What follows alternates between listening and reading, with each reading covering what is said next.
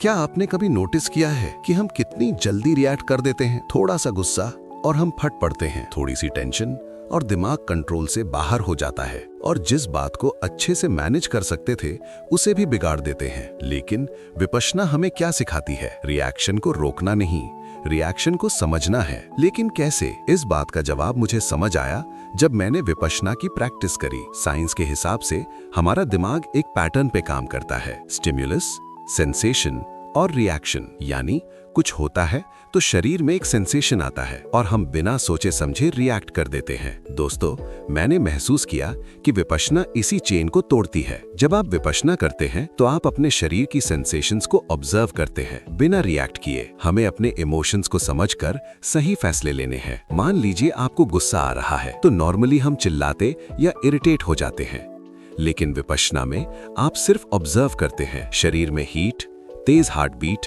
Tension, ये सब महसूस होते हैं जिसके बारे में हमने कभी सोचा भी नहीं है और धीरे धीरे वो सेंसेशन अपने आप खत्म हो जाता है। यहाँ एक पावरफुल साइंस की तरह काम करता है, उसे न्यूरोप्लास्टिसिटी कहते हैं। मतलब आप अपने दिमाग को दोबारा ट्रेन कर रहे हैं। जितना आप बिना रिएक्ट किए ऑब्जर्व करते हैं उतना आपका दिमाग सीखता है कि रिएक्शन जरूरी नहीं है। इससे क्या होता है? आपका स्ट्रेस कम होता है, एंजाइटी कम होती है, आपका सेल्फ कंट्रोल बढ़ता है और हम जो चाहे अपने मर्जी से काम में फोकस लगा सकते हैं। एक और इंटरेस्टिंग बात, हर इमोशन सिर्फ एक थॉट नहीं होता, वो शरीर में एक फिजिकल सेंसेशन होता है। जैसे डर लगने से पेट में टाइटनेस, गुस्सा आने से सीने में गर्मी होती है। विपश्यना में आप सीधे इन सेंसेशंस के साथ काम करते हैं और जब आप उन्हें ऑब्जर्व करते हैं तो आपका नर्वस सिस्टम काम मोड में चला जाता है। इससे बॉडी में स्ट्रेस हार्मोन कॉर्टिसोल कम हो जाता है और धीरे धीरे जो पुराने इमोशनल पैटर्न्स हैं वो टूटने लगते हैं। विपश्यना का एक कोर कॉन्सेप्ट है,